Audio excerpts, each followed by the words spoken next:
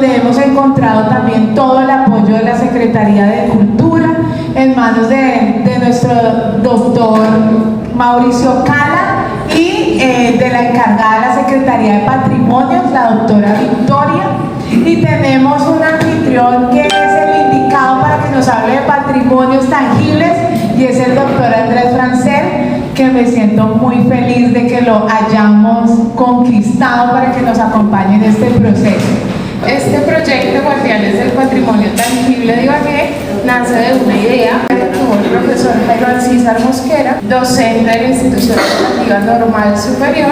Nos llena de orgullo poder contar con un colectivo, con una comunidad tan entregada de la Oficina de Patrimonio que lidera la arquitecta Victoria Casabianca, y para eso han encontrado al mejor de todos, al arquitecto, al doctor Francel, que me alegra muchísimo que esté con nosotros una vez más. Muy buenas noches, muchísimas gracias por la invitación y por supuesto por su presencia. Gracias a la Secretaría de Cultura y de todo el trabajo que hacen ustedes como líderes comunales y como representantes precisamente de los intereses culturales de nuestra ciudad. Me alegra mucho ser parte de este proyecto de los guardianes de nuestro patrimonio, y el propósito es que vamos a hacer un tallercito que se consta de dos partes. Una parte inicial que es de sensibilización, de conocimiento sobre el patrimonio que tenemos en Ibagué en general. Sabemos que en 2 horas pues no vamos a poder abordar todo el patrimonio que tenemos, pero sí al menos empezar a hacer un reconocimiento de algunas características esenciales.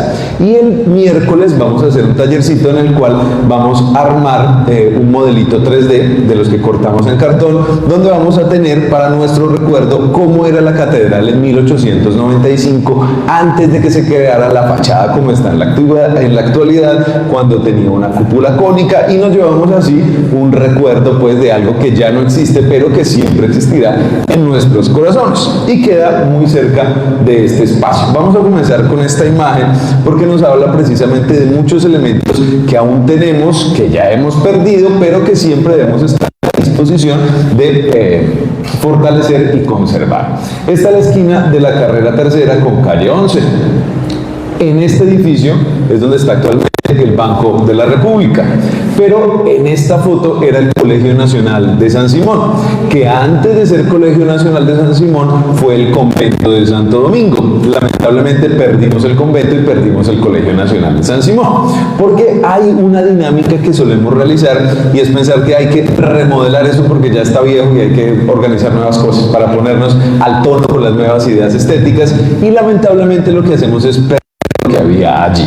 Cuando se creó el Colegio Nacional de San Simón, que es muy bello, se le asigna a un arquitecto que se llama Leopoldo Villa y se remodeló a principios del siglo XX. Claro, el edificio fue hermosísimo, pero sirvió de orgullo hasta más o menos 1954, cuando el Banco de la República compra ese lote y dice: hay que demoler ese edificio porque hay que hacer algo mucho más moderno, mucho más bello.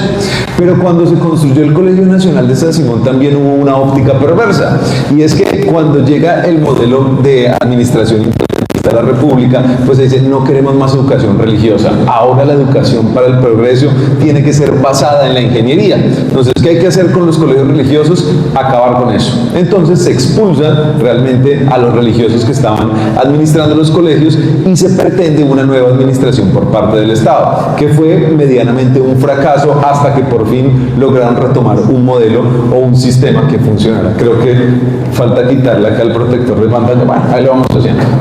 Bien, y evidentemente perdimos el Colegio Nacional de San Simón y este edificio, que es el complejo residencial López de Galarza, que es donde queda en la actualidad el Banco de la República. Si seguimos bajando y ampliásemos, aquí vemos el Teatro Torres, el Teatro Tolima, y al fondo el edificio Raat.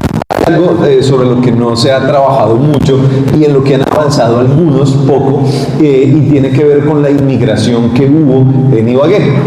Somos más conscientes de la inmigración que hubo en Barranquilla, en Honda o en Bogotá, pero evidentemente muchos de ellos llegaron a nuestra ciudad para generar transformaciones. Y hubo una colonia siria y libanesa muy fuerte que se estableció en nuestra ciudad. Uno, los Raad, que fueron encargados de construir este hotel, pero que también hicieron parte con los La Serna y otras familias de introducir el cultivo del arroz en la gran terraza del Tolima. Nosotros consideramos que el arroz es una cuestión de identidad ciudad antiquísima, casi desde el origen de nuestra sociedad, pero realmente es a partir de los años 40 cuando empieza a crecer todo este proceso molinero y extensivo del arroz en el Tolima.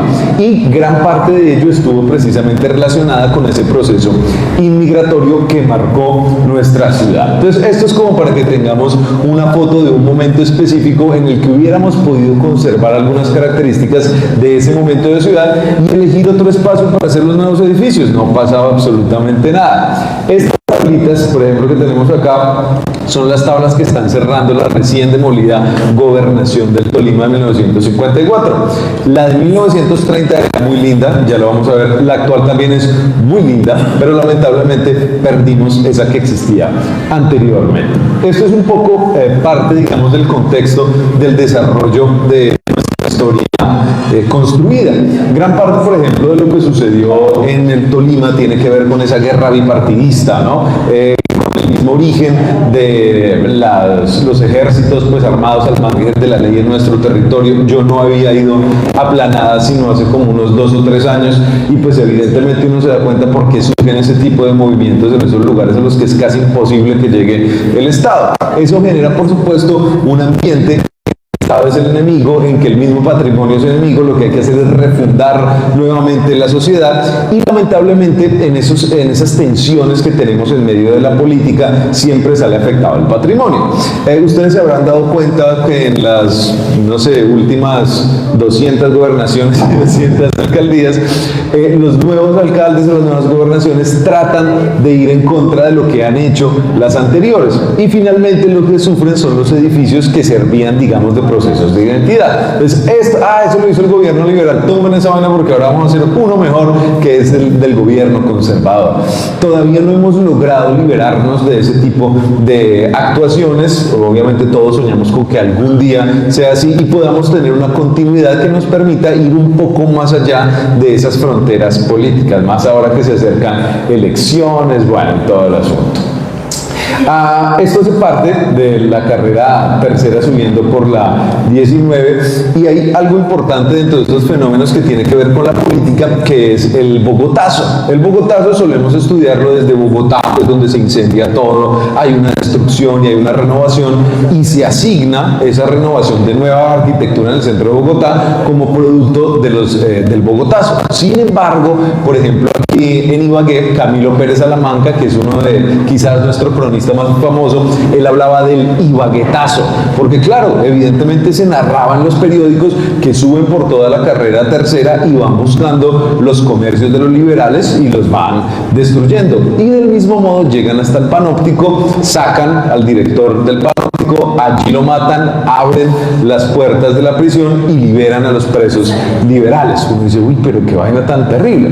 Pero ¿por qué resulta eso? Pues porque en los años anteriores también habían encarcelado a todos los líderes liberales que iban en contra de los conservadores. Entonces lo que tenemos es una pugna ahí tremenda. Afortunadamente se salvó el Panóptico, ¿no? Que estuvo a punto realmente de ser demolido por ser el epicentro de esto. El Panóptico, por ejemplo, claro, en la actualidad lo vemos ya como una estrella del patrimonio, qué edificio tan lindo, libre, todo el asunto, pero en el fondo fue un dispositivo de dominio político, ¿no? Si alguien se portaba mal, pin, chao para allá. Inclusive cuando hacen la revolución los bolcheviques en el Líbano, lo primero que hicieron fue mandar unas volquetas para el Líbano y traerse a todos los que fueran sospechosos y meterlos en el Panóptico, con el hacinamiento, con todo eso. Entonces es un dispositivo realmente político tremendo y es una fortuna pues que en la actualidad podamos disfrutarlo. ¿Cómo lo vemos? Bueno, venga a ver esta. Bueno, quería mostrarles un poquito acá, no sé por qué se está poniendo así. Vamos a ver si de pronto encontramos luego otra foto. El propósito era mostrarles sobre nuestra naturaleza. Vamos a ir reforzando muchas cosas en todo este tiempo.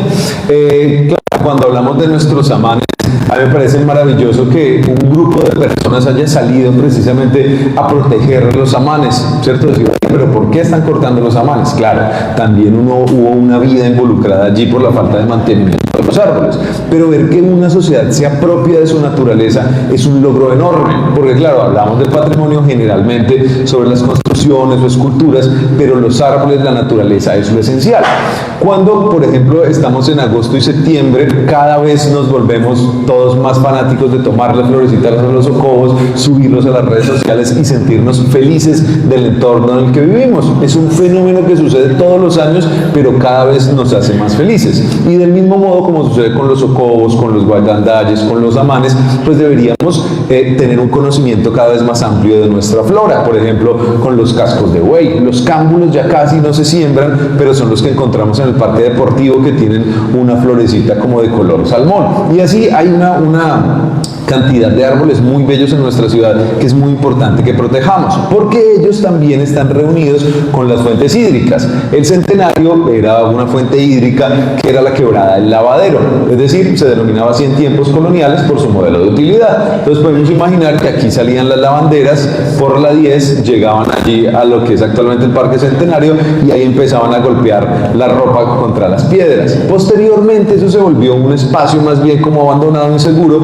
y le empezaron a denominar los piojos, ¿sí? Es decir, como un lugar sucio, abandonado, feo, y luego se popularizó como la pioja y finalmente desapareció, ¿no? Es decir, la canalizaron, la subterranizaron para poner el escenario actual. Pero así ha sucedido con muchas. La avenida Guabinal es una avenida que corresponde a la quebrada Guabinal, pero la quebradita está allí abajo. Hay otras como la Hedionda, de la cual no existe casi rastro, excepto esa pendiente que va entre la Ferrocarril y la Cuarta Tamaná. La Cuarta Tamaná es realmente todo el canal de la Hedionda, también la Guadaleja, que está oculta, es decir, la mayoría de nuestras quebradas las hemos sepultado. En la actualidad, bueno, no es la única, pero digamos que puede ser una de las más dramáticas, el río Opia, que nace allí muy cerca del Champañar, por la Pedro Tafur, es uno de los ríos pues que tiene ostras, que es un orgullo, que se encuentra por piedras, pero en los últimos días está oliendo horrible y ya empiezan las personas a pedir una solución,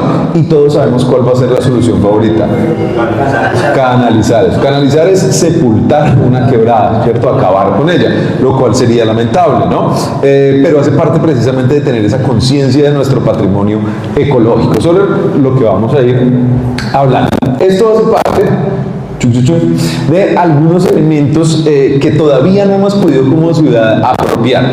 Hay algunos lugares como en Cartagena o en Popayán, inclusive en zonas de Bogotá, donde ya se ha adoptado, y es precisamente la relación o el respeto por las construcciones o por las zonas históricas que debemos tener con nuestros avisos. En Ibagué hubo un decreto, creo que ese es de 2003, en el cual se buscaban los conjuntos urbanos y la protección de la ciudad a partir de las piezas publicitarias. Entonces, buscar que la pieza publicitaria no fuera más importante de la construcción. Vamos por el centro y no vemos edificios, sino que vemos son marcas publicitarias, ¿cierto? Iluminando por todo, no sabemos en dónde está finalmente el edificio. Un poco de respeto por esos centros urbanos es tratar de que la gráfica adosada sea lo más respetuosa posible.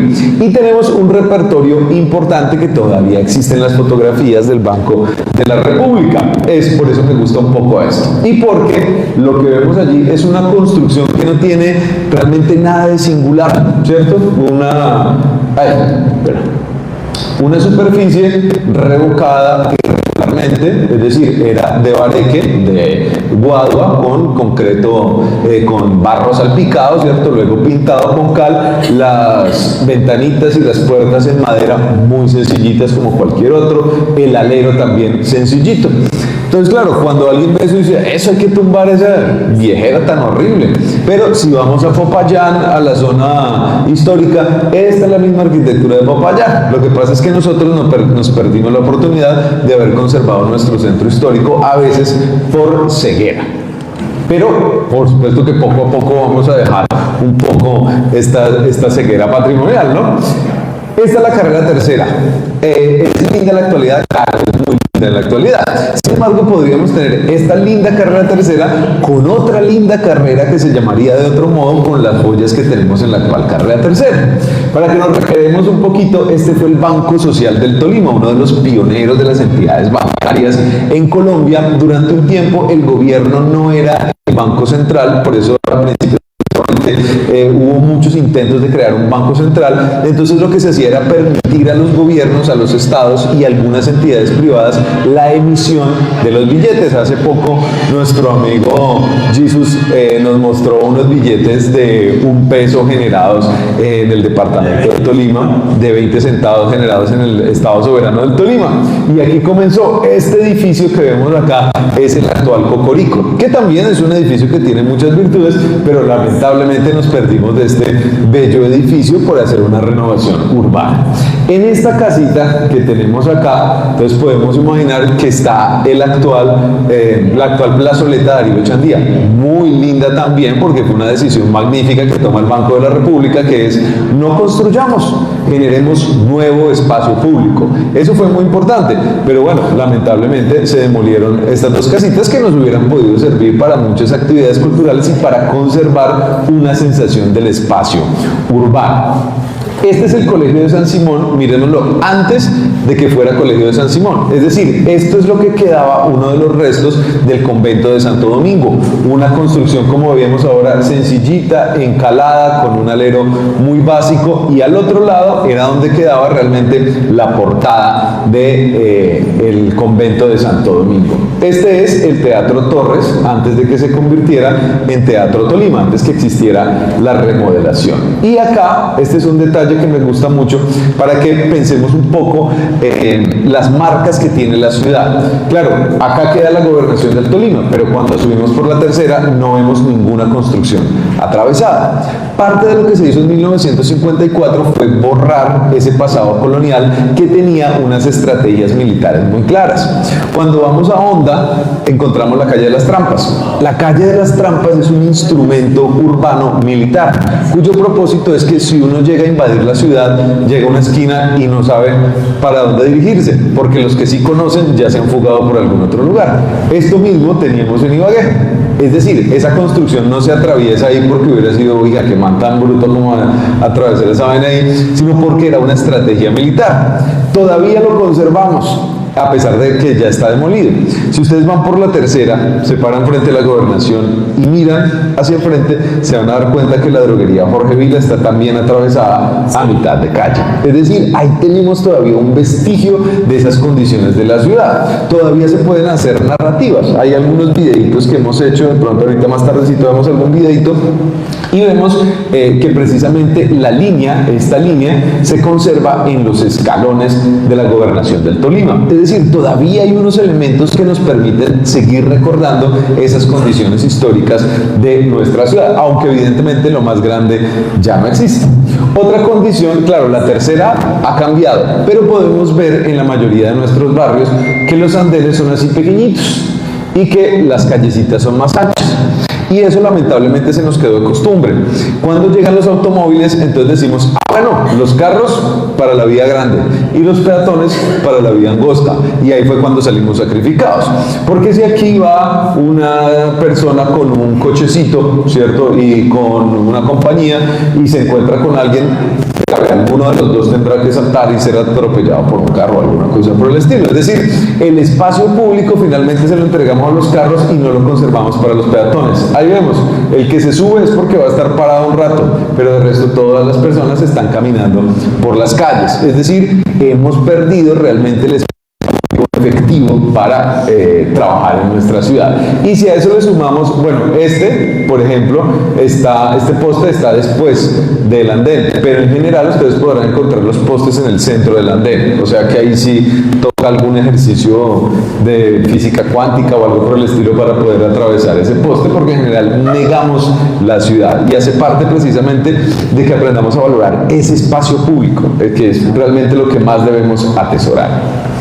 Hay algo importante dentro del patrimonio que se genera a finales del siglo XIX y comienzos del siglo XX, y tiene que ver con la influencia europea principalmente. Para aquella época, claro, Europa estaba entrando en unos procesos de conflicto bastante fuertes a comienzos del siglo XX, entonces los países de América necesitaban ser poblados. Entonces ellos empezaron a enviar cartas a los gobiernos europeos y ofrecían pues obviamente un mundo de ensueño, así como el sueño americano en la actualidad. Claro que ahorita ya están sacando a muchos inmigrantes, pero las invitaciones eran: venga a nuestro país, que acá usted puede hacerse millonario, le vamos a dar tierras, puede desarrollar su industria, en fin. Y en las discusiones del Congreso, los senadores decían que había que seleccionar a personas que fueran europeas, preferiblemente del sur de Europa, porque si se blanqueaba el país, esto se iba a desarrollar. Y se preferían del sur de Europa porque eran personas que eran cristianas o católicas, entonces iba a ser más fácil que entraran en interacción con las personas. Eso hizo, pues por supuesto, que en Nueva York, en Buenos Aires, en Florianápolis, que son como los principales centros inmigratorios de América, pues haya unas colonias de italianos enormes que eran de los países como preferidos para irse al resto del mundo. Ibagué, pues por supuesto que no fue ajena a este tipo de dinámicas. A veces no lo reconocemos mucho, pero cuando empezamos a hablar de construcciones vamos a encontrarnos a tipos como por ejemplo Giovanni Buscaglione, un tipo que diseñó muchísimas iglesias en Colombia, incluyendo la iglesia del Carmen, pero también vamos a encontrar italianos en la composición, por ejemplo, de nuestro himno nacional. ¿Se acuerdan de Oreste Sindice, cierto? Pietro Cantini. Bueno, vamos a encontrar muchísimas personas, muchísimos arquitectos y músicos que son italianos, que transformaron nuestra identidad a comienzos del siglo XX. Esto era para nosotros uno de los vehículos de la industrialización. Lamentablemente en muchos lugares se quebraron y se dieron cuenta que no eran más que expectativas que no estaban unidas a un verdadero modelo industrial. Esta es una de las imágenes que también nos permite ver que hasta, este es de 1989, o sea, hace nada, hasta 1989 todavía se conservaban algunas características que hubieran podido darnos de un centro histórico bastante importante. Lamentablemente no tuvimos la visión en aquel momento para conservarlo. Este edificio que tenemos acá es el edificio de la Cámara de Comercio, que queda en la 10, entre cuarta, esta sería la cuarta, y allá la tercera. Un caserón muy lindo donde funcionó la Escuela de Artes de la Universidad del Tolima.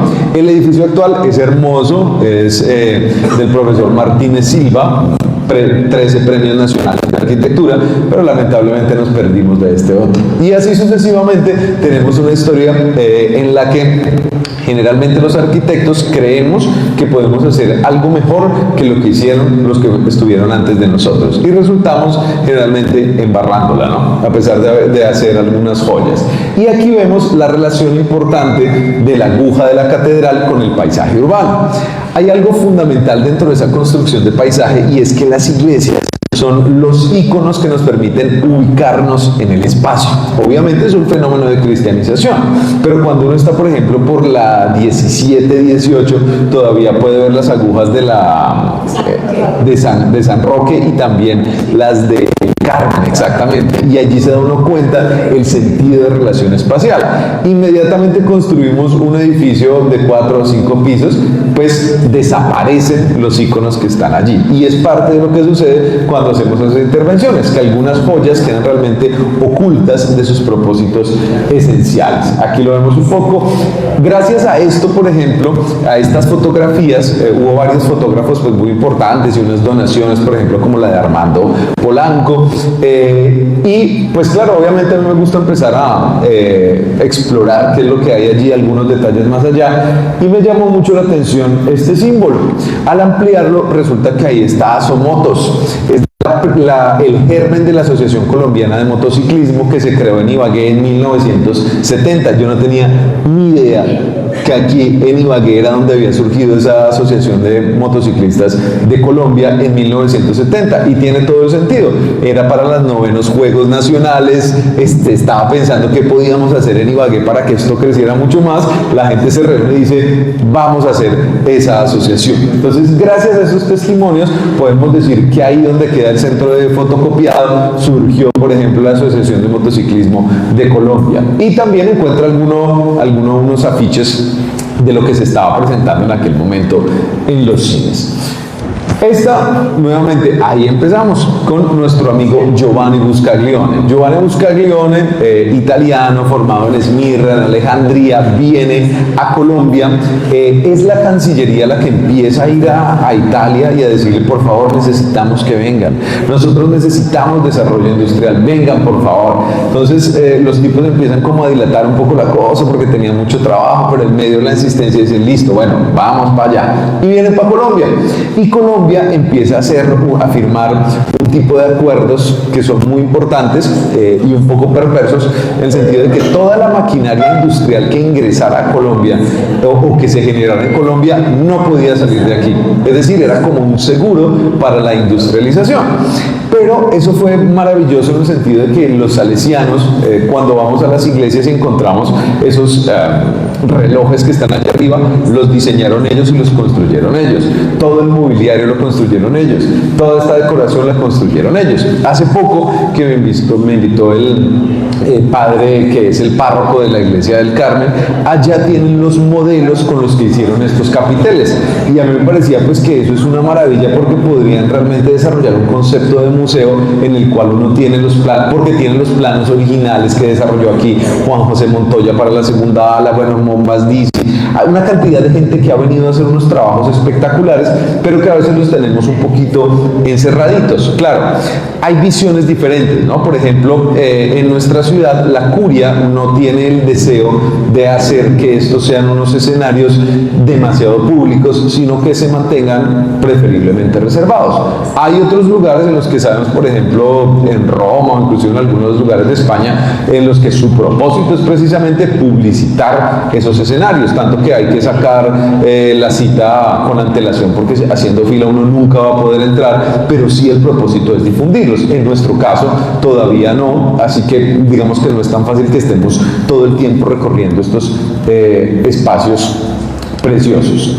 Acá vemos bueno, algunos elementos que me gustan mucho también, que siempre podemos rescatar en la arquitectura, son los monogramas. Mono quiere decir uno y grama, una escritura. Entonces, esta, por ejemplo, es uno de los monogramas que encontramos más a menudo en las construcciones y tiene que ver con la iglesia mariana. Hubo un momento que, por ejemplo, se expulsaron a los jesuitas, que los dominicos producían como un tipo de celos entre otras comunidades. Entonces, finalmente, las comunidades religiosas empiezan a retornar a partir del modelo de la iglesia mariana.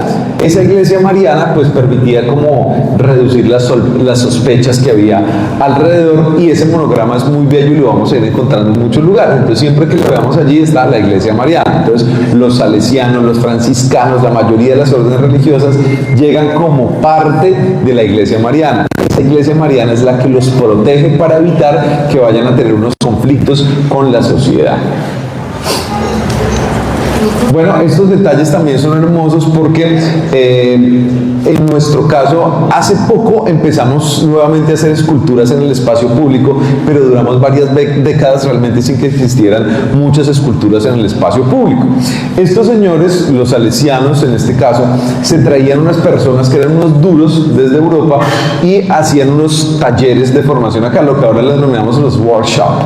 Entonces, workshop con Giovanni Buscaglione en el campo de San Jorge. Entonces llegaban todos los pelados allí, aprendían una técnica de escultura y al final de ese workshop entregaban una escultura a un edificio o una baranda o cosas por el estilo. Esas son cosas que vale la pena retomar. Yo soy muy optimista en el sentido que veo que en los años recientes hemos intervenido cada vez más el patrimonio, hay planes de murales, unos estímulos que permiten como incorporar algunas lecturas de video dentro de los escenarios del centro histórico principalmente. Entonces veo que poco a poco va creciendo esa dinámica que estuvo realmente durante mucho tiempo muy apagada y que nos ha conducido pues a obviamente a unas pérdidas lamentables, como pasa con la casa de Jorge Isaac, ¿cierto?, de Álvaro Mutis, que entra en unos procesos legales bastante complejos, pero siempre hay algo que se puede hacer para vincular a la población y seguir interviniendo en nuestro patrimonio para entender que no es algo que es viejo del pasado, sino que es un vínculo con nosotros. Ese plan de murales de la Pola, por ejemplo, es un plan muy lindo porque es vincularnos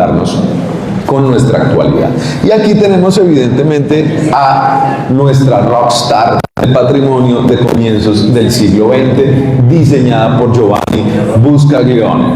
Esta es una obra que inicialmente tuvo una sola torre y fue diseñada por Ernesto Vespignani desde Buenos Aires. Entonces Ernesto Vespignani allá dibujó los planos, los envió por barco y llegaron a Ibagué en mula, y aquí esos señores tuvieron que construir esa vaina.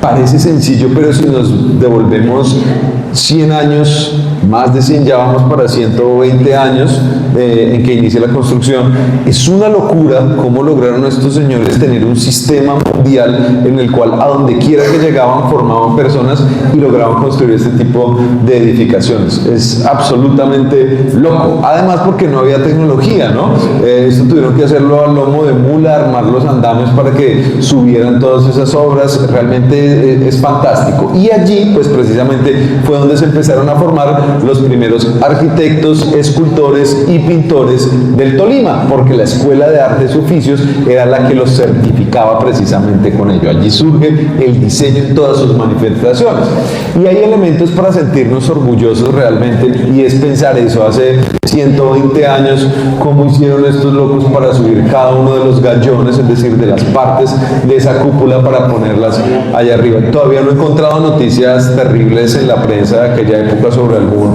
accidente que hayan sufrido, lo que quiere decir que tienen unas excelentes prácticas de construcción en aquel momento. Y pues ellos mismos construyeron sus moldes, ¿no? Cuando vamos, por ejemplo, a Buga, en donde también existe pues una iglesia muy famosa de peregrinación en Semana Santa, es hermosa obviamente, pero la cúpula no es tan loca como la que diseñó Buscaglione, ¿no? Es decir, el tipo logró hacer una cosa que nos sorprende a todos. Y a mí me gusta mucho esta iglesia porque cuando yo estaba estudiando arquitectura preguntaba a esa iglesia qué, y me decían, no, eso es un pastiche. Pastiche es una mezcla de cosas, ¿no? Ahí como, qué fea esa vaina, ¿no? Eso es lo que denominamos en la actualidad el eclecticismo historicista. Es decir, que vinculamos varias corrientes estéticas en un mismo espacio. Y hay unos elementos preciosos que tiene esta iglesia, y es que en general no vamos a encontrar figuras humanas allí. Resulta que esta iglesia pertenece a una ortodoxia de pensamiento, y por eso la decoración que vamos a tener en las puertas es vegetal por todas partes. Figuras humanas, las figuras humanas se involucran posteriormente, y por eso a esos elementos, a esa decoración le decimos arabescos, porque en Arabia, digamos que es donde surge parte de esta corriente que deriva en el Islam y que en el cristianismo se denominaron los iconoclastas, es decir, los que acababan con las representaciones visuales, porque si veían una escultura iban y le cortaban la cabeza, porque ningún humano podía representar a otros humanos. El único que podía crear humanos era el Dios cristiano. Entonces ahí se creó pues obviamente una dicotomía tremenda, y esta iglesia es una representación de ello. Pero también hay otros elementos muy bellos, como por ejemplo este rosetón. Ese rosetón tiene forma de concha. Me dice, caramba, concha de la iglesia. Y es que el cristianismo tuvo la astucia de incorporar muchos de los símbolos de las sociedades paganas a su repertorio simbólico. El símbolo de la concha, ¿de quién era? No sabemos. ¿De qué diosa de la antigüedad? De Venus o Afrodita. Y uno dice, pero ¿cómo así que Afrodita es metida en esa vaina? Pero tiene mucho sentido, porque Afrodita realmente surge como una diosa virgen, ¿cierto? Y al final es una diosa del amor. Y lo que busca profundizar la religión cristiana es ese proceso del amor. Ya vamos a ver varios símbolos que tienen allí, pero claro, al tomar un símbolo que es común para mucha sociedad, se limpia o se deriva en una sola representación, y así se logra una potencia absoluta. ¿Por qué hacían estas iglesias así? Resulta que cuando llega el proceso de independencia, como habíamos dicho, ni Bolívar, ni Santander, ni Nariño, ni Caldas, ninguno de ellos quería que el país se desarrollara en relación con la iglesia, sino que fuera una educación laica. Por lo tanto, las iglesias o la religión cristiana católica tiene que empezar a reinventarse. Y en los discursos inclusive empiezan a nombrar a los líderes indígenas como símbolos de la independencia y de la grandeza del pueblo americano. Y entonces entonces las iglesias dejan de tener la apariencia colonial y se reinventan con una nueva apariencia, que por supuesto representa el poder de Dios en la tierra. Y por eso son tan impresionantes. Las iglesias son esa muestra de cómo las personas pueden unirse para lograr preciosas obras en este espacio. Allí vemos parte de esos detalles de los relojes que se construían por ellos mismos. Tenían, digamos, los diseñadores especialistas que iban de ciudad en ciudad enseñando a muchos nuevos personajes cómo crearlos y cómo mantenerlos. Entonces, por ejemplo, venía Giovanni Buscaglione, enseñaba a los de Ibagué se iban a enseñarle a los del Guamo, a los de Venadillo, a Alvarado, exactamente, y allí se iban generando nuevas comunidades que iban generando nuevo desarrollo industrial. Las talabarterías, las tipografías, todo ese desarrollo industrial original de comienzos del siglo XX, si lo vemos, está alrededor de la iglesia del Carmen, porque los estudiantes salesianos se graduaban y por supuesto buscaban una proximidad con su casa de estudios, y a partir de allí fue donde se generó ese modelo industrial de comienzos del siglo XX en Ibagué. Y como si no fuera suficiente con poner esa cúpula tan hermosa allá arriba, también tenían que poner algunas de estas ánforas allá arriba, es decir, eso era con todo el lujo de detalles, no escatimaron en ningún proceso. Y al final, obviamente, cuando se pone esa cruz, imagino que estuvieron todos felices por haberla puesto allí. Inclusive en la actualidad, cualquier obrero duda de subirse a poner esa cruz por allá arriba, por el proceso de andamios. Y estos detalles que vemos acá, ¿sí? Hacen parte de algo que a mí me encanta, y es el amor por la construcción. Tenemos muchas obras, pero la mayoría de ellas no tienen unos detalles tan cuidados como los tuvieron estas construcciones. Hay algunas que son preciosas, como las construcciones del Banco de la República. Casi que a cualquier construcción del Banco de la República que vamos a nivel nacional, vamos a encontrar unos detalles preciosos. En cualquier lugar todo está perfectamente diseñado, y eso pues es una muestra de amor precisamente con lo que se hace. Los capiteles a veces parece que fueran todos iguales, pero realmente son diferentes. Hay unos que van ascendiendo, otros que van descendiendo. Y esto ya hace parte de otro canon, es decir, ya no tiene que ver con los estilos tradicionales que utilizaron en Grecia, que era dórico, jónico y corintio. El dórico, digamos, limpiecito, el jónico que tenía un par de... y el corintio, que eran las hojas de acanto, y luego hay unos pues que son similares o mezclados. Aquí ya hay una creatividad absoluta, entonces se empieza a generar, por ejemplo, las cornucopias que aparecían en el jónico, pero ya no con la misma forma del jónico, sino que ahora descendiendo, y con las mismas hojas de acanto.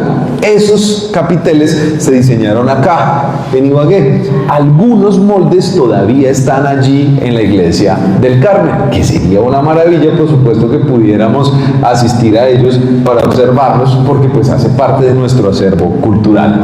Algo en lo que todavía no hemos avanzado perfectamente, pero en lo que sí vamos avanzando, que hay que enfatizar, es en la posibilidad de entender cómo eran las iglesias y las construcciones originalmente.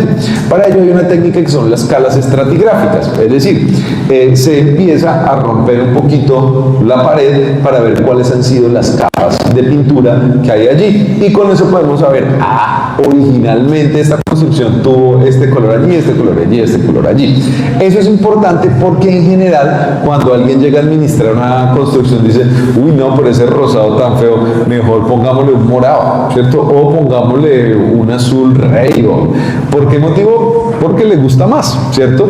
Pero si sabemos los colores originales, pues procuraremos que así sea, conservarlo, ¿cierto? Y hay otro modo, también con esas escalas estratigráficas, que son más profundas. A veces vemos que hay una pared que está, digamos, regular, y de un momento a otro tiene un saltico. Probablemente allí había una puerta, había una ventana, en algún momento se tapó. Entonces, parte de esas exploraciones buscan ser muy meticulosas y muy cuidadosas para reconocer cómo fue la construcción en varios momentos de ellos. Hace poco vieron ustedes que pintaron la gobernación del Tolima de blanco y de gris. Claro, los arquitectos, yo me río mucho de eso, porque nosotros vemos varios semestres de teoría del color y al final hacemos los edificios blancos y grises, es decir, perdimos toda la teoría del color. Pero tiene que ver precisamente con que cuando el movimiento moderno, en cabeza de Le Corbusier, va y visita las ruinas de Atenas, de la Acrópolis, empieza a encontrar que todas esas construcciones están blancas. Entonces dicen, entra en un proceso de reflexión muy profundo y dice, caramba, lo que tenemos es que buscar algo puro, así blanco como hicieron los griegos. ¿Por qué nosotros poniéndole color a todas esas vainas? Claro, con el tiempo las investigaciones nos mostraron que todos esos templos estaban pintados de muchísimos colores porque buscaban precisamente que se parecieran a las formas de la naturaleza, pero hubo una copia errada en aquel momento. Sin embargo, lo de la gobernación es muy importante porque, digamos, la gobernadora actual y sus consejeros no decidieron ponerle la pintura que más le gustara, digamos, azul o un azul con rojo para que simbolizara algún partido o unión política, sino dicen, venga, ¿cómo fue ese edificio? ¿De qué color debemos pintarlo? Y entonces hicieron la cala estratigráfica y dijeron, vea, el edificio era de este punto, ¿lo hacemos o qué? Y lo hicieron. Eso me parece muy positivo. Hay cosas que todavía hay que corregir, como por ejemplo, las columnas estaban cubiertas de cristalac, que son esas las partecitas de cerámica, que son así cuadraditas, que se ponen como por pañitos con tela. A esas pues a alguien se le ocurrió pañetar esa vaina tan horrible y echarle pintura encima. Pero ahora, bueno, en los próximos años vendrá el reto de cómo hacer para recuperar ese cristalac. Pero lo importante es que vamos avanzando un poquito al respecto. Si ven, esta va para abajo, esta va para arriba, los cuernitos. Si vemos, este cuernito va jugando hacia arriba. Y la flor de lis abajo. Exacto, la flor de lis es también uno de los elementos más importantes que se generan dentro de estos símbolos, muy heredado precisamente de las casas francesas y las casas españolas. Y esta hojita, que es la hojita de acanto, también es uno de los símbolos paganos que toma la religión cristiana, porque resulta que los dioses tenían prohibido tener relaciones o amoríos con los y las humanas. Sin embargo, eran dioses y a veces no podían refrenar su gran impulso. Entonces Apolo se enamoró de una chica que se llamaba Acanto. Acanto lo rechazó y lo rechazó y lo rechazó hasta que, bueno, logró su castigo y la mataron. Pero entonces en el último momento le concedieron convertirse en una plantica. Ella se convierte en una plantica y la nana, la mujer que la cuidaba, se va a visitar la tumba, a limpiarla, y siempre crecía una mata y crecía una mata y crecía una mata y nada que acababa con esa mata. Entonces le empezó a poner piedras y piedras y entonces la plantica empezó a surgir entre las piedras y adquirió esa forma curva que tiene allí. De modo que esa planta es la planta del renacimiento espiritual. Claro, Acanto es una mujer que se niega a tener relaciones con ese Dios, se muere virgen, es castigada por ello. Claro, evidentemente es como un ícono, como Santa Catalina o como cualquiera de las santas del cristianismo, por lo que el Acanto se vuelve un símbolo muy potente del renacimiento espiritual y es adoptado precisamente por los cristianos. Entonces, cuando vemos esas hojitas, evidentemente estamos viendo Acanto que renuncia a todo amor mundano simplemente por conseguir ese renacimiento espiritual. Por eso es un símbolo tan potente. Y las cornucopias, hay dos versiones. Una cornucopia tiene que ver con que Zeus, cuando estaba pequeñito, Cronos se comía a todos sus hijitos. Entonces a él lo esconde Gea, la madre tierra, en una caverna y toma una roca, la envuelve en un pañuelito y cuando desciende Cronos se la da, él se la come y dice listo. ¿Por qué se comía a sus hijitos? Porque había una profecía que decía que uno de sus hijos lo iba a destronar, entonces se lo comía. Finalmente el niño crece y mientras está creciendo el niño Zeus en esa caverna le brindan a una cabrita que se llamaba la cabrita de Amaltea y entonces él obtenía todo su alimento de la cabrita de Amaltea. Un día jugando con la cabrita, ¡pah!, le rompió uno de los cuernitos, porque claro, era un niño, pero pues era Zeus, el dios de los dioses. Entonces, pues él le dio mucho pesar con la cabrita y tomó el cuerno y se lo pegó a la cabrita así, con super bonder mágico que había en aquel momento en Grecia, y entonces le concedió a la cabrita que cualquier persona que se la encontrara, que la tuviera, nunca iba a padecer de hambre. Y por eso vemos en el glorioso escudo de la República de Colombia que hay dos cuernitos, ¿cierto? Y como son los cuernos de la bondad, abundancia, para nosotros la abundancia es tener plata y comida. Entonces de uno sale comida y del otro sale plata y listo. Entonces esas cornucopias precisamente son un símbolo de abundancia, ¿cierto? De alimento eterno. Por supuesto que en las iglesias el alimento eterno es un alimento espiritual, la confianza en la doctrina cristiana, pero por eso son esos símbolos tan fuertes, ¿no? En todos los lugares había que generar esos símbolos. Ya hablamos, por supuesto, de la concha que tenemos allí, que es un mosaico pues muy bello, un rosetón muy bello, que es como lo denominamos a esas formas que tenemos en las fachadas. Y aquí un poco del interior, ¿cierto? Hay unos juegos del espacio que son muy bonitos, con los que disfrutamos muchos los arquitectos, y tiene que ver cómo se apoyan unas cúpulas en otras, ¿cierto?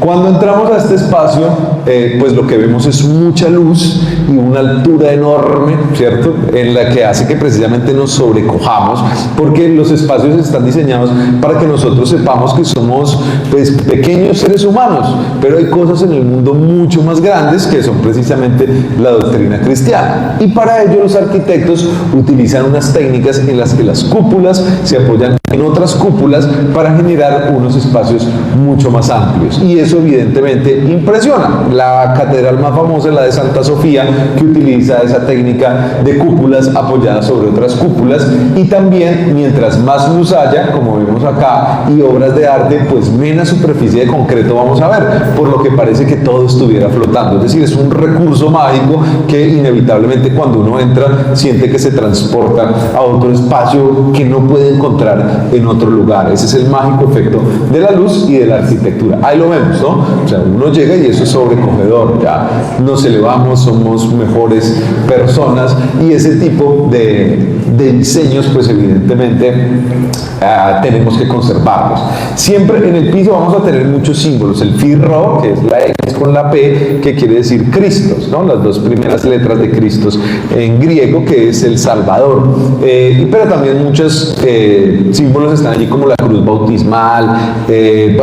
Encontramos muchísimas, la tau, dependiendo de la que estemos hablando. Aquí vemos un poquito más de esa composición de las cornucopias, ¿cierto? Las antorchas, las flores de lis y las hojitas de acanto.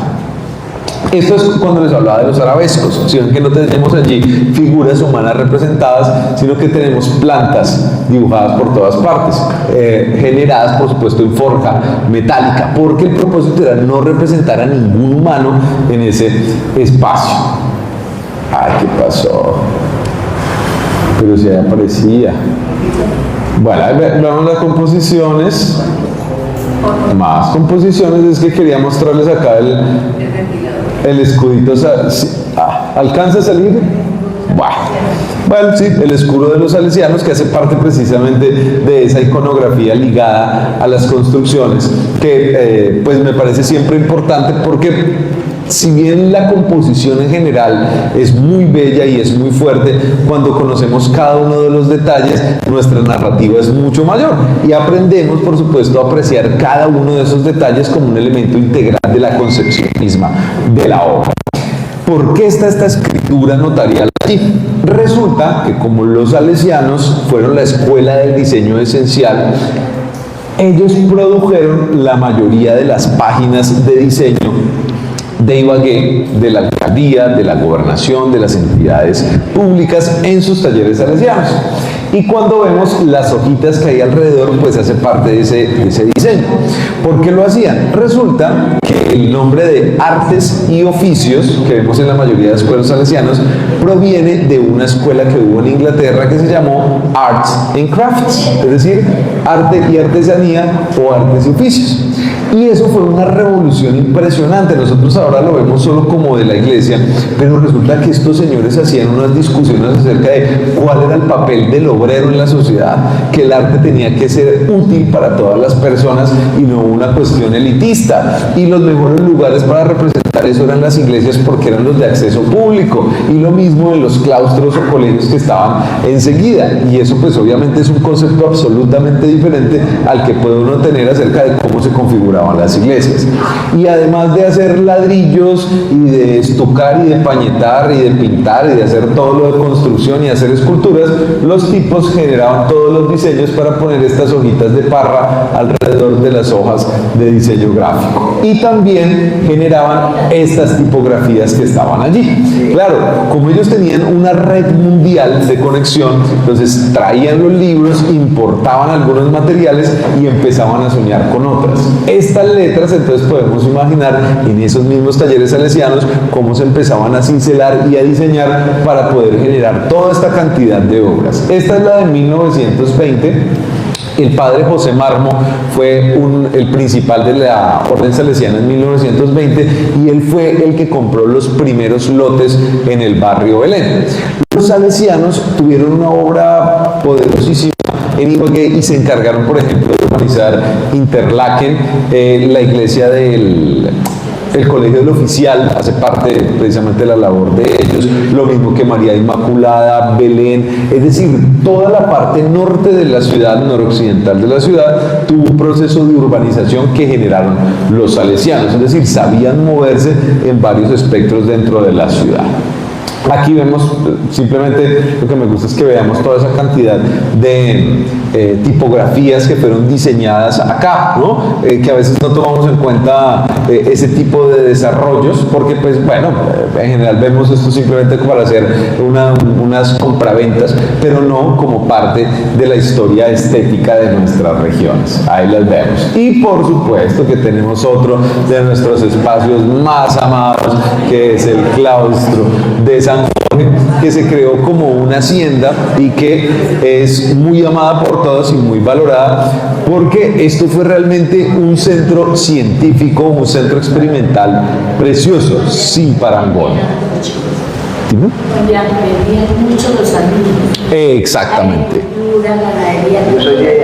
Era vocacional. Tenemos aquí precisamente graduados sanjorgianos. Resulta que en San Jorge ellos implementaron un campo de prácticas. Ese campo de prácticas, que son las ruinas que están, ¿qué dice? Las ruinas que están aquí enfrente de la construcción, acá.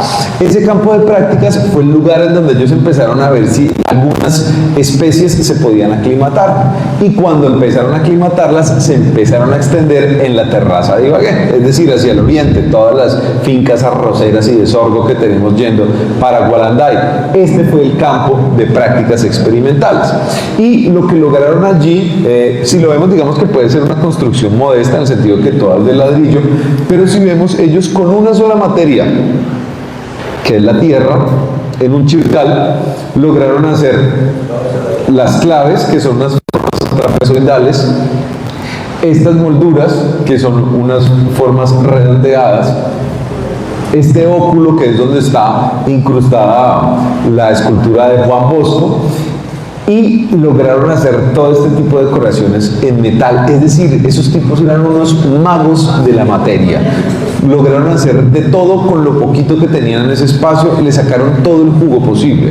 Inclusive, acá enfrente pasa un canal y luego pasa debajo de la construcción, porque allí a la derecha teníamos el famoso lago de San Jorge, que fue un lago artificial, porque ellos tomaron el caño Cristales, lo represaron ahí un poco y con el agua que tenían allí generaron energía eléctrica para poder tener allí una trilladora para el café y también la procesadora para el trapiche de la caña. Es decir, estaban absolutamente locos, ¿no? Cumplieron precisamente la función para la que fueron contratados, que fue el desarrollo industrial.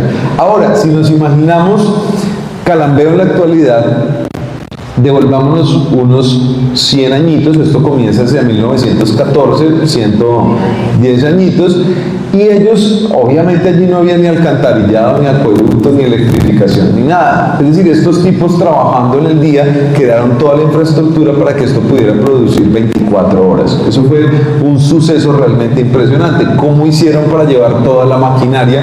Hace parte de un proceso de organización bastante fuerte para que pudiese funcionar, por lo que, por supuesto, es uno de nuestros espacios de orgullo. Allí vemos a Juan Bosco, que hoy no sabemos porque yo no conocí a Juan Bosco, no mentiras, pero sí, de acuerdo.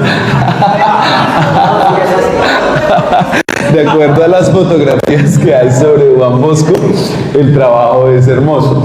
Eso lo digo porque todos hemos visto algunas esculturas pues que no son tan fidedignas a la realidad, a pesar de que los escultores hacen su mayor trabajo, de pronto no logran ese gran detalle. Sin embargo, lo lograron. Los chicos salesianos que estudiaban en Ibagué, con unos locos que venían de Europa y lograron estos grandes desarrollos. Era una escultura que, si bien es un busto, nos permite ver la maravilla. Y los detalles que hay allí, miremos que estos ladrillos son ladrillos curvos diseñados específicamente para este espacio, y luego los que tenemos de molduras en el marco, más los que sirven del pedestal al busto. Es decir, una maravilla, ¿no? Diseñaron los planos y lograron concretar todo perfecto. Esto es realmente sorprendente. Y acá nuevamente miremos que cada uno de estos ladrillos tiene un diseño diferente de acuerdo al lugar en el cual va a estar. Es tierra, claro, por supuesto, por eso puede acomodarse a lo que yo quiera. Lo que necesita es un sistema de organización perfecto para que yo pueda hacer cada uno de estos ladrillos con las dimensiones perfectas, para que al final tenga esa obra maravillosa de la cual nos sentimos orgullosos en la actualidad. Y aquí vemos un poco el trabajo del metal, ¿no? Ese trabajo que es precioso, que al interior está en una escalera y en cada una de las barandas y de las rejas que tenemos allí, todas de estilos diferentes. Hay algo que ellos hacían y era experimentar con los lenguajes. Este tipo de diseños que vemos acá los solemos denominar Art Nouveau, es decir, que están relacionados con la naturaleza. Entonces parecen hojitas, ¿cierto? Poco a poco, cuando se van sintetizando, cuando ya no vemos las hojas, sino que solo se ve lo geométrico, le solemos denominar Art Deco o arte decorativo, que es más geométrico. Y luego se van sintetizando, y por ejemplo acá esto lo denominamos deco porque ya no tiene ningún elemento vegetal, sino que es una composición geométrica, y poco a poco se va a ir aproximando hacia una composición sin ornamentos, por lo cual lo denominaremos moderno. Miremoslo acá, esto es absolutamente moderno, ya no con barro, ni con metal, ni con madera, sino en concreto. Y las baldosas también son hermosas. Esas baldosas empiezan a ser parte de lo que conocemos como op art, es decir, arte óptico. Cuando caminamos por acá por la Tercera o por la 10, principalmente por la 10, vemos que eso tiene unas onditas. Si uno se queda mirándolas, se va a dar cuenta que eso tiene un movimiento, porque hace parte de unas exploraciones que empezaron a existir luego en el siglo XX, que tenían que ver con que el arte se moviera, o por lo menos que percibiéramos su movimiento. Entonces, cuando vamos a una exposición de art, vemos que todas las personas están frente a las obras moviéndose, ¿cierto? Pues parece que todos tuviéramos algún problema de movimiento, pero es precisamente porque el propósito es interactuar con el espacio. Y algo que buscamos precisamente para rescatar el patrimonio es que podamos integrarnos, podamos interactuar con esas obras. Y parte de estas baldosas que tenemos allí tiene que ver con la forma y no con el color aplicado en la superficie. Estos son balaustricos que vienen, digamos, desde modelos franceses, que hacen parte del manierismo, que también tenemos allí. Entonces, si ven, son muchos estilos que están dentro de una misma construcción para generar un impacto que al final transmite como eso de podemos hacer lo que queramos. Conocemos todos los estilos, somos buenos para todos, somos buenos formando personas. Una vez dentro de las caminatas que hacemos con mis estudiantes, salimos pues a caminar la ciudad para que mis niños no se me queden dormidos, porque clase a las 6 de la mañana, pues obviamente por mejores estudiantes que sean, en algún momento van a colapsar. Pero entonces, cuando vamos caminando, hay muchas personas que se van uniendo. Una vez se nos unió un señor que era graduado del Colegio Salesiano. Oiga, qué bueno, usted sí sabe que esa construcción de la cual usted está hablando tan lindo, yo la diseñé, y era precisamente el conjunto de casas que están ahí en la herradura de la Pola. Es decir, hasta hace poco la influencia de los graduados salesianos fue enorme en la transformación de nuestra ciudad. Nosotros no teníamos todavía ni Universidad del Tolima, porque arquitectura surge en el 2009 en la Universidad del Tolima. En la Universidad de Ibagué surge alrededor de 1998. Es decir, de allí para atrás era la Escuela Salesiana de Artes y Oficios la que brindaba el conocimiento. Y esas casas son muy lindas, ahí donde funciona la Armada, ¿Sí, la hermana Naval es que se llama? Ese conjunto precisamente. Me parece muy lindo esa influencia de la escuela salesiana en nuestro entorno. Más, estas por ejemplo son unas formas que son típicas de la arquitectura bizantino, es decir, ellos tenían una formación universal que buscaban precisamente que todos esos iconos estuvieran en los lugares a donde fueran. Entonces, en Ibagué podemos decir que hemos visto arte bizantino en el piso precisamente de San Jorge. Hace parte, digamos, de esas maravillas que nos permiten pasear por diversos lugares del mundo a partir de nuestro patrimonio. Por supuesto que San Jorge, siempre que tenemos que hablar de ella, es de 1935 esta iglesia no alcanzamos a verle desde cerca las cúpulas, pero cuando nos alejamos sí la vemos perfecta, porque evidentemente están diseñadas para tener un impacto general sobre el resto de la sociedad. Y hay algo que a mí me encanta y es la narrativa que tienen en sus puertas. Por ejemplo, esta cruz es una cruz potenzada, que son 4 taus. Una tau es cada una de estas T que tenemos acá. Y uno dice, pero ¿para qué esa vaina tan rara, cierto? Pues resulta que cada una de las comunidades religiosas tiene un concepto diferente acerca de diversos momentos de la doctrina cristiana. Entonces, para los franciscanos, Jesús fue crucificado en una cruz con T. ¿Por qué? Si nos imaginamos que alguien está siendo colgado, entonces va a haber unas personas que están por encima del travesaño que lo están jalando. Si hubiera vertical, pues les incomodaría para jalarlo. Entonces, para ellos, esta T fue la cruz en la que crucificaron a Jesús y por eso aparece allí. Y una reunión de 4 es la potenzada. Alrededor de esta está la bautismal. Y en el centro vamos a tener el escudo donde se encuentran las manos de Jesús y Francisco con los estigmas. Y por supuesto estas lanzas que hacen parte de ese sufrimiento humano. Allí lo vemos. Pero en las puertas, me estoy durmiendo, aquí estoy haciendo. Ya. Pero en las puertas laterales vamos a tener otros símbolos. Este es el corazón de Jesús, que lo vemos allí enardecido, y arriba el monograma JHS, Jesús Hominem Salvatore, Jesús Salvador de los hombres. Pero en la otra puerta vamos a ver un corazón que está atravesado por una aguja delicada. Sí, ya no está incinerado como el otro. Y en la parte superior encontramos este monograma que es de ¿qué? De la Iglesia Mariana. Es decir, en la puerta de la izquierda vamos a tener al corazón de María que está sufriendo. En la parte derecha, en la iglesia de la derecha, vamos a tener el corazón de Jesús. Y en el centro vamos a tener el encuentro de Francisco con Jesús. Es decir, nos está hablando de 3 formas diversas de sufrimiento, pero al ingresar por la puerta central es el momento en que encontramos para la resurrección espiritual. Es decir, la iglesia nos está contando una historia cristiana para que accedamos a un saber que está en él. Y entonces es cuando encontramos sobre la nave central figura precisamente de San Roque, que es el que le da el nombre a la iglesia.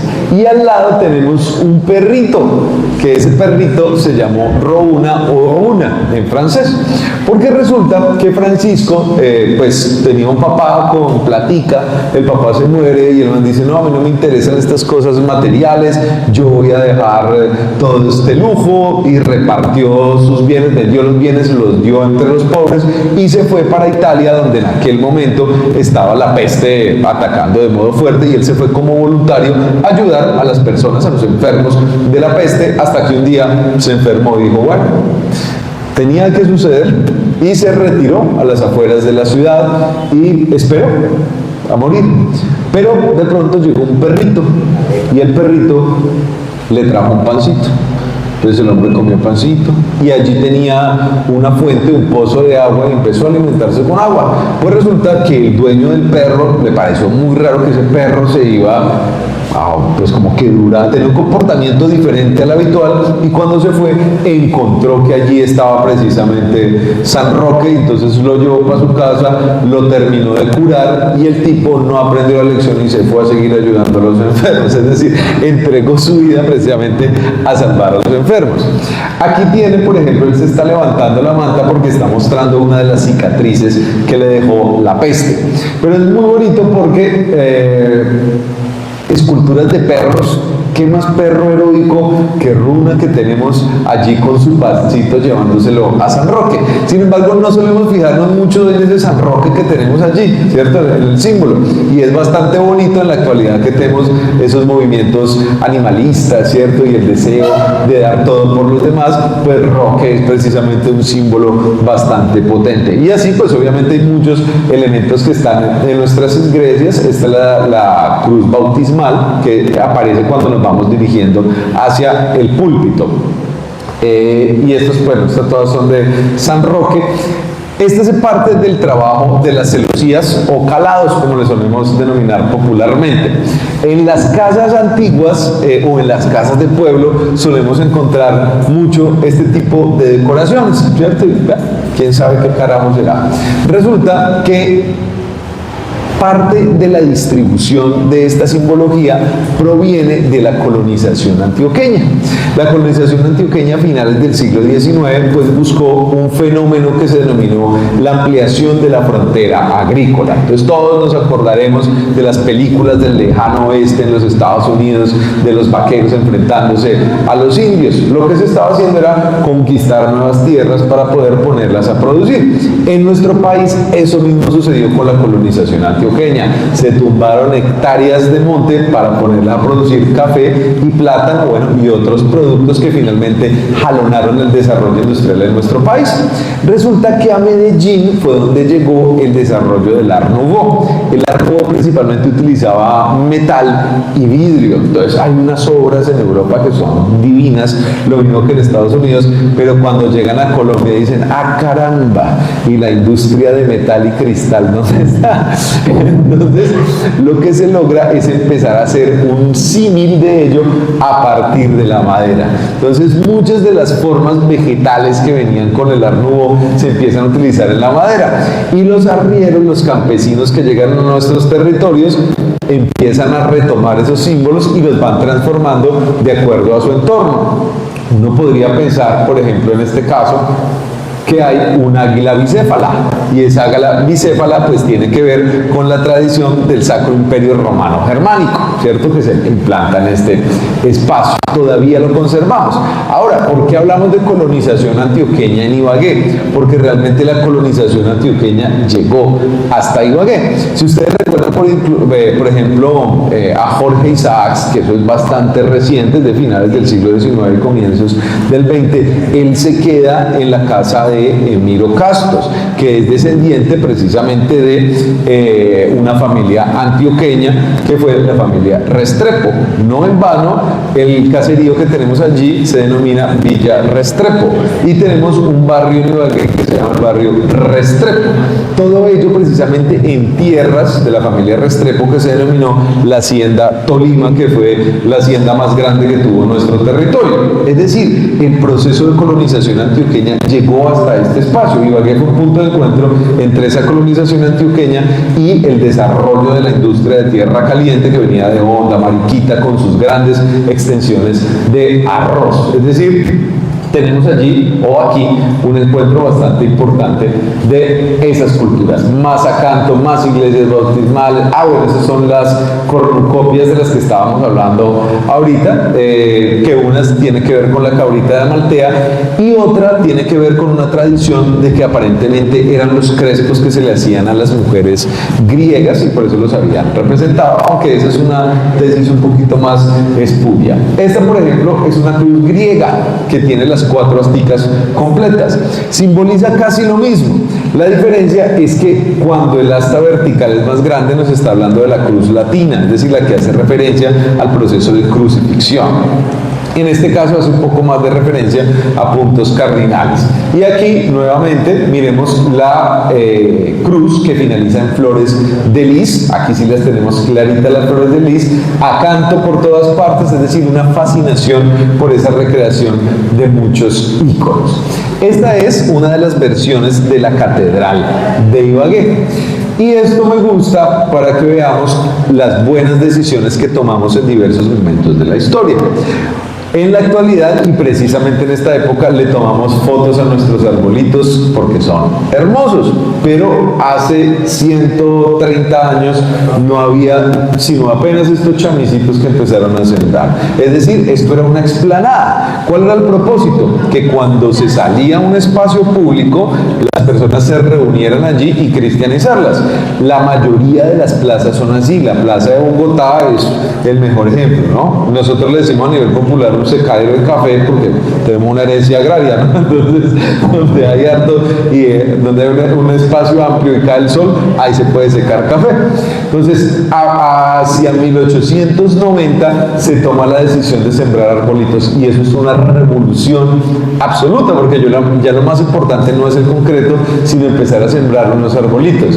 Uno puede reconocerlos que estos son algunos de los socobos que existen. Hacia el fondo, hacia la derecha, estaría la famosa ceibita, que es por supuesto uno de nuestros árboles más icónicos. Y algo que siempre está asociado al espacio público, que son los toldos, las ventas ambulantes, el mercado. Con el tiempo hemos ido segregando un poco ese espacio porque no nos gustan los vendedores ambulantes, porque contaminan el espacio y todo eso, pero no hemos podido resolverlo pues porque siempre se necesita del espacio público para que muchas personas obtengan sus recursos. Entonces poco a poco nos hemos dirigido a organizar las ventas ambulantes para que ya no sean tan ambulantes, sino que tengan unos espacios fijos bien diseñaditos en el espacio público. Finalmente lo que nos quedó fue unos preciosos árboles que adornan nuestra plaza de Bolívar. Y veamos que aquí la catedral es absolutamente diferente a la catedral actual. Las dos son lindas, yo lamento es que no tengamos las dos, sino que tengamos una sepultada dentro de la otra, ¿no? Porque para 1924 vino Federico Pin, italiano por supuesto, con la misión ferrocarrilera italiana, y pues claro, el propósito del tipo era conectar Ibagué con Salento, con el ferrocarril, pero pues obvio ya estando aquí le dijeron, venga usted, ¿por qué no nos diseña esa catedral, hermano? Y de paso está, ¿y por qué no nos diseña el parque Murillo Toro? Entonces el tipo empezó a diseñar muchas cosas, así como Dacchiardi, que diseñó también el retablo final y la capilla del seminario. Entonces, si ven, toda esta estética, que es la que vamos a hacer, dentro del próximo miércoles, vamos a armar un modelito tridimensional para que cada uno de ustedes se lleve una réplica de esta para sus casitas. La vamos a armar con cartón y con pegante. ¿Qué pasó? Pero si ven, la iglesia necesita renovarse, entonces decide olvidar todo lo que sea hispánico y va a cambiar todo su modelo. Y por eso cambia y ahora se vuelve decorado, como lo tenemos en la actualidad. Algún día también nos veremos en algún recorrido patrimonial para que podamos apreciarlo. Como vemos, ahí, en este caso entonces se transforma la iglesia. Ya no tenemos este chapitel es una pirámide que se pone en la parte superior y al fondo tenemos esta cupulita hiperboloide.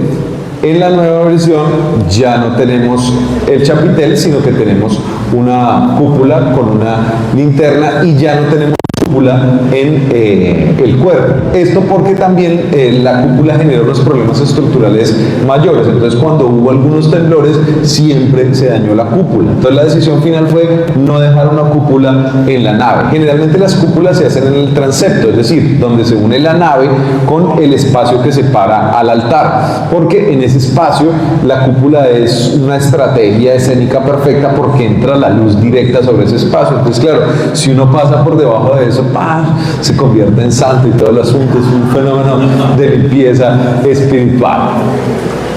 Este reloj, que fue donado por la comunidad antioqueña, nuevamente otro de los elementos de la inmigración antioqueña que hubo en nuestro espacio de la colonización antioqueña, que está allí precioso, ¿no? Sobre ese espacio con la decoración de las hojas de acanto. Y aquí vemos un rosetón. Ese rosetón, o los rosetones, tienen también orígenes paganos. Entonces, generalmente tienen que ver con 4 puntos cardinales, y esta cruz, por eso no es una cruz latina, sino que es una cruz griega, que tiene también un sentido, y es que el Dios cristiano gobierna sobre los 4 puntos cardinales.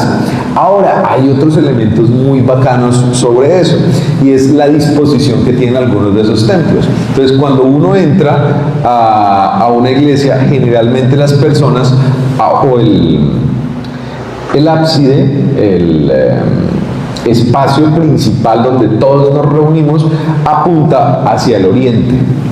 Sí, entonces ustedes entran a la catedral, está apuntando hacia el oriente. El proceso programático de eso es que todas las personas reunidas están apuntando sus energías hacia el lugar donde nace el Dios cristiano. No se cumple en todas las iglesias, pero sí en muchas, principalmente en las catedrales. Por ejemplo, en la iglesia del Carmen, el Carmen apunta hacia el norte. Puede ser por la forma del lote, no lo sé, pero tiene otra particularidad, y es que no tiene espacio público al frente, tiene un pequeño andencito, mientras que esta sí tiene un gran espacio público al frente porque buscaba cristianizar. Estos rosetones o rosetas que solemos terminar hacia el interior son también unos ejercicios teatrales muy importantes, porque de aquí están saliendo cabecitas de ángeles, y de esas cabecitas cuelgan las lámparas. Entonces, cuando estamos adentro de la iglesia, es como si al mirar hacia arriba una parte del cielo estuviera entrando en esa construcción. Es decir, son unos dispositivos de conexión con el otro mundo, y todos estos recursos pues buscaban precisamente que quienes estuviésemos en el interior sintiéramos esa relación con el espacio. Bueno, evidentemente siempre la luz era el símbolo de la religión. Este es el diseño de Pietro Giulio da Chiardi, un arquitecto italiano. Inclusive un amigo me dijo que él estudió con una Chiardi en el colegio tolimense, es decir, parte de ellos también se quedaron en nuestro espacio. Casabianca precisamente hace parte de la inmigración italiana a nuestra ciudad, y allí vemos la escogencia de los materiales, la relación de la espiga, bueno, los cánticos de la espiga, y esta que es la corona papal. Es decir, todo está diseñado para que sea una relación absoluta simbólica con el espacio. Bueno, bien, me avisan cuando ya tenga que terminar.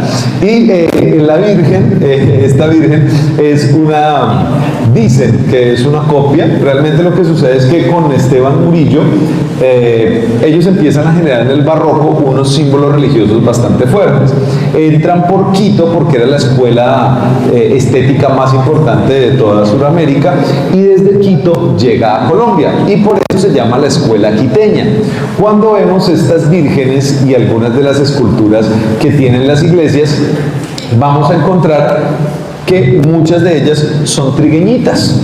Es decir, se empieza a generar una estética en la que una diosa blanca como que no pega muy bien. Entonces Jesús ya no es así el mono azul alemán, sino que aquí es más trigueñito y más anguiadito, más mestizo, para que podamos sentir lo nuestro. Inclusive en China podemos encontrar a la Virgen María con los ojitos rasgados, exactamente, porque claro, un dios extranjero pues es como sospechoso, ¿no? Hay que hacerlo más nuestro. Entonces eso lo vamos a encontrar muchísimo en ese espacio. Este es uno de los legados que no tenemos en la actualidad, pero del cual podemos hablar porque tenemos uno. Y es que Elí Moreno Otero fue un arquitecto muy importante en nuestro territorio.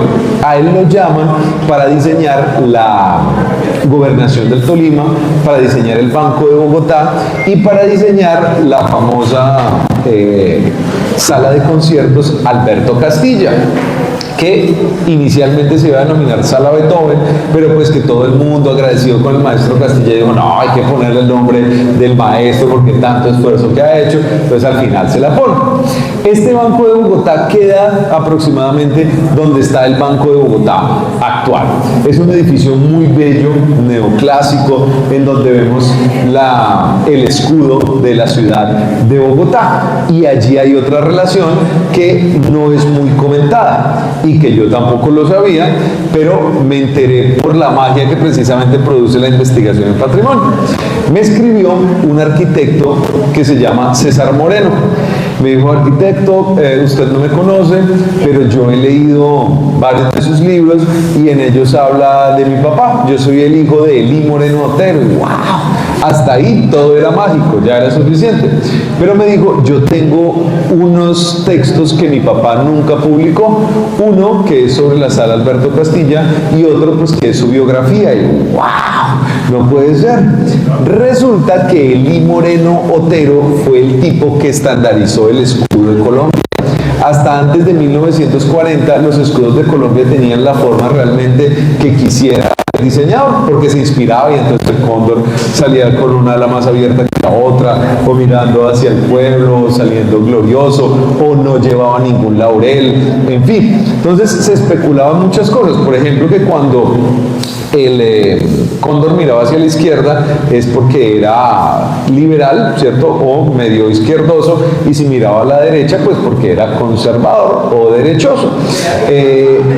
Y resulta que el cóndor, o el aparentemente cóndor del escudo de Colombia, no parecía un cóndor, sino que siempre que vemos escudos antes de 1940 parecía un águila.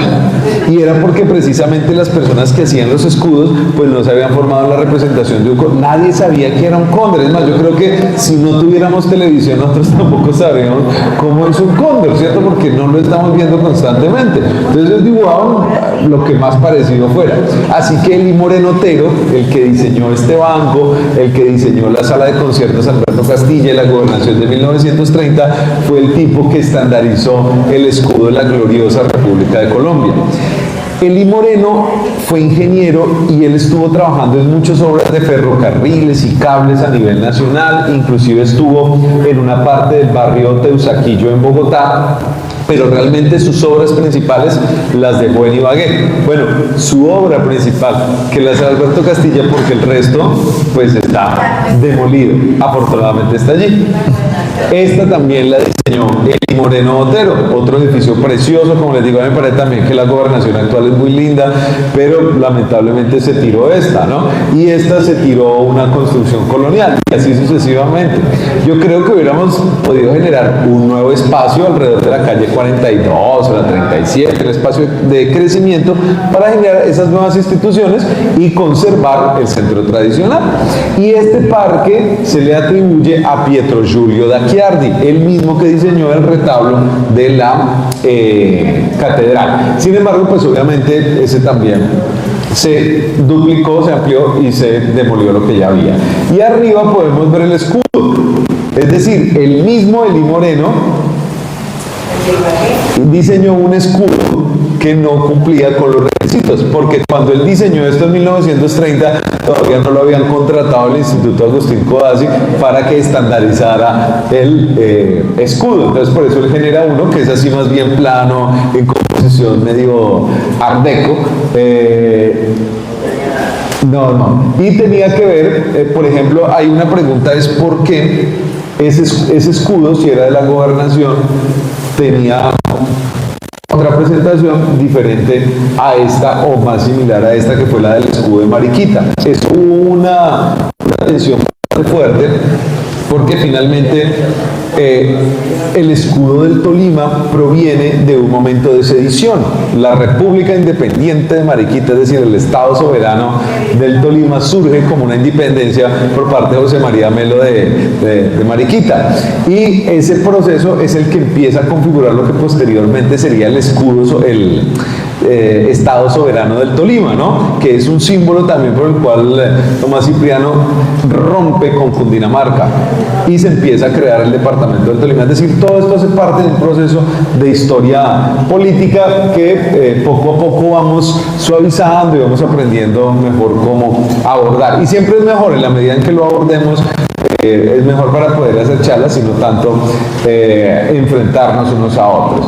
Estas son varias de las transformaciones, ¿cierto?, que va teniendo el escudo. Aquí sí vemos que parece un cóndor, aquí ya tiene el laurel en el pico, en otras no tenía ni siquiera laurel en el pico. Y bueno, ese sueño siempre de Panamá que nunca podremos olvidar, con el escudo del libertario, pues el escudo frigio de la provincia de Frigia. Y aquí vemos ya la Nueva Granada, todavía tenemos la granadita, que esta figura también el escudo de Bogotá, y las dos cornucopias en las que hablábamos de comida y plata. Eso es todo lo que necesitamos para vivir.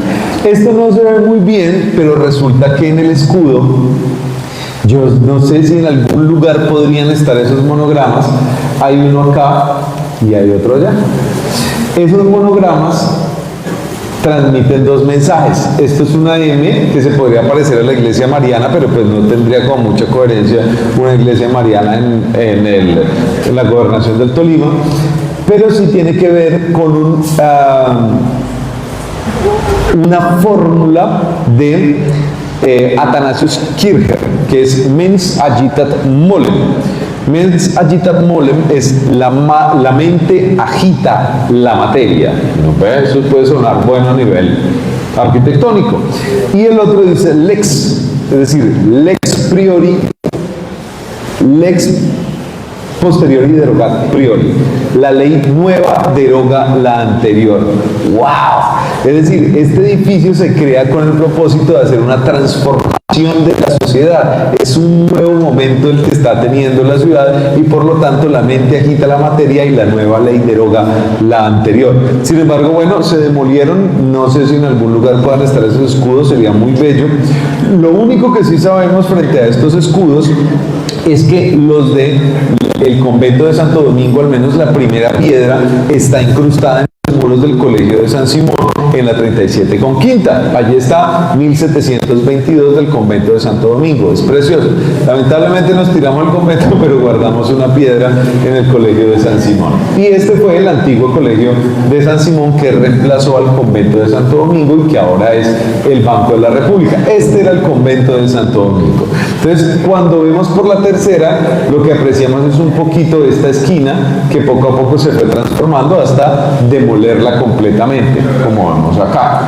Ahí. Esto es parte, digamos, como todos los... bueno, esto es un poquito para la construcción.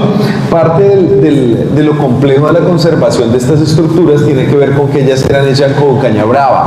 Entonces, por ejemplo, en el claustro de San José, que está en un proceso de restauración en estos momentos, vemos que la cubierta es hecha en caña brava. La caña brava es muy buena, pero si le cae ahí llega. Es, digamos, como el drywall suele tener ese problema que le cae el agüita y chao. Y los son muy lindos. Hacia Armenia, por todo el sur, puede ver uno unas espiguitas, unas espigas grandotas. Esas espigas grandotas son la caña brava, que fue tan importante para nuestra construcción, para el bareque y para las cubiertas. Bueno, es el almacén París. Estamos en el espíritu de este espacio. Esta fue la normal femenina o la normal de institutoras. Lamentablemente también se demolió para construir este espacio, que también es muy bello, pero nos perdimos de este bello espacio. Y allí vemos el escudo. ¿Sí ven? Que el cóndor está estirando sus alas hacia enfrente. El libro decía que el escudo no debe heráldica, los que miran a la izquierda son los espurios o no reconocidos, y nosotros no éramos ningún espurio. Que hacia la derecha no era lo mejor, sino que lo mejor era hacia enfrente, porque hacia enfrente está mostrando toda su gloria. Pero indicó que al momento de generar algunas piezas impresas, no le iba a salir el rostro al animal. Entonces, por eso, en lugar de que fuera espurio, lo mejor era ponerlo a la derecha. Pero vemos antes de eso todas las construcciones que había. Y vean los motivos de los que hablábamos, heredados de todo el proceso de la colonización antioqueña que llegó a muchos de nuestros espacios. Allí lo vemos. Todas estas son también hojitas de acanto. Lo que pasa es que están hechas es muy lindo pues ver que tuvieron todo ese entorno. Todavía hay algunas en Belén que son muy bellas y hay un edificio, una sastrería en 1935, la sastrería Perdomo, que queda ahí en la 12 con tercera, donde vendían las empanaditas del Gordo. Ahí todavía hay unos detalles de celosías hermosos. Lo que pasa es que esa casa no tiene protección, ojalá no la vayan a demoler. Y ahí vean, la Escuela Normal de Institutoras. Hay algo también hermoso, creo que ya voy a ir cerrando porque ya van a ser las 8. Y es que Soledad Rengifo pues fue también una importante pedagoga, ¿no?, que se encargó de afianzar ese desarrollo de la pedagogía en nuestro territorio.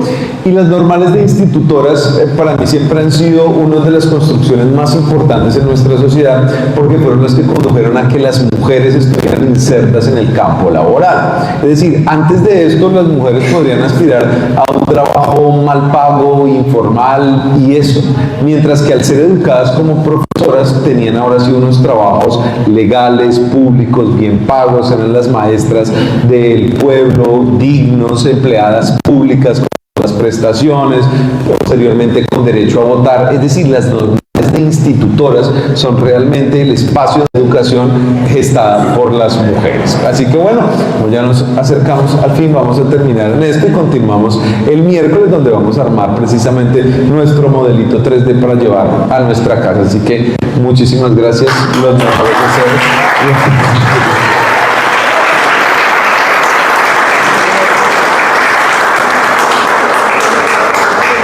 Bien.